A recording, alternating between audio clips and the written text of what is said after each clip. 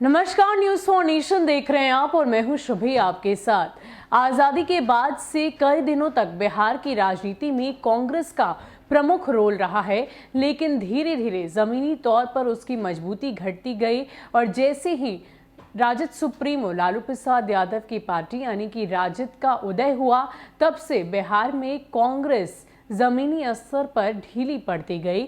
लेकिन अब कांग्रेस के नए प्रभारी यानी कि भक्त चरण दास जब दूसरी बार बिहार के दौरे पर आए तो एक बार फिर से पार्टी को नई तरीके से मजबूती देने की हसरत उनमें जाग गई है। जी हां, उनका कहना है कि किसी भी तरीके से अब हर हाल में पार्टी को बिहार में एक मुख्य पार्टी बनाकर ही वो दम लेंगे। आपको बता दें कि फिलहाल बिहार विधानसभा चुनाव के अगर गणित को देखा जाए तो कांग्रेस चौथे नंबर की पार्टी है बिहार में और धीरे धीरे इसकी मजबूती भी कम होती गई है। और वैसे में भक्त चरण दास पूरी कोशिश में लगे हैं कि बिहार में संगठनिक तौर पर और साथ ही साथ जमीनी स्तर पर कांग्रेस को और भी ज्यादा मजबूती दी जाए। अब ऐसे में उनकी क्या कुछ प्लानिंग है और किस तरीके से वो अपनी इस हसरत को पूरी करेंगे, पूरी खबर आपको बताते हैं।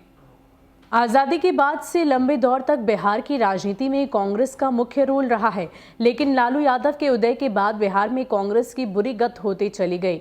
अब लालू की पार्टी राजद का ही सहारा लेकर कांग्रेस फिर से जिंदा हो रही है तो पार्टी में पुराने दिनों को वापस लाने की हसरत जगने लगी है। अपने दूसरे दौरे पर पटना आए बिहार कांग्रेस के प्रभारी भक्त चरण दास ने पार्टी नेताओं के साथ मिलकर संकल्प लिया है कि हर हाल में कांग्रेस को बिहार की मुख्य पार्टी बनाएंगे। फिलहाल कांग्रेस बिहार में चौथे नंबर की राजनीतिक पार्टी है। यह कहना जितना आसान है, करना उससे कई ज्यादा मुश्किल होगा, क्योंकि इसके लिए कांग्रेस को उस राजद का भी पीछा छोड़ना होगा जिसकी बैसाखी के सहारे फिलहाल पार्टी खड़ी है। फिलहाल 243 सीटों वाली बिहार विधानसभा में कांग्रेस के पास केवल 19 सीटें हैं। ये सीटें कांग्रेस ने 70 सीटों पर चुनाव लड़कर हासिल की है। बिहार विधानसभा चुनाव 2020 में पार्टी को 10% से भी कम मत मिले हैं। 2015 के चुनाव में बिहार कांग्रेस को 27 सीटें हासिल हुई थी। 1995 के विधानसभा चुनाव के बाद कांग्रेस के लिए यह आंकड़ा सबसे बड़ा है।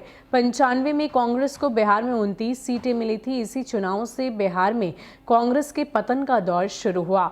इससे पहले 1990 के चुनाव में कांग्रेस की 71 सीटें मिली। इसके उलट 2005 में केवल 10 सीटों पर ही कांग्रेस सिमट गई। 2010 का बिहार विधानसभा चुनाव कांग्रेस के लिए सबसे शर्मनाक रहा। इस चुनाव में कांग्रेस को केवल 4 सीटें ही हासिल हुई।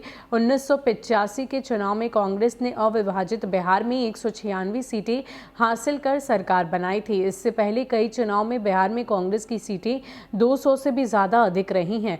बिहार प्रभारी बनाए जाने के बाद प्रदेश के पहले दौरे में भक्त चरण दास को काफी प्रतिकूल हालात का सामना करना पड़ा था। सदाकत आश्रम स्थित प्रदेश कार्यालय में उनकी मौजूदगी में लगातार 2 दिन खूब हंगामे हुए।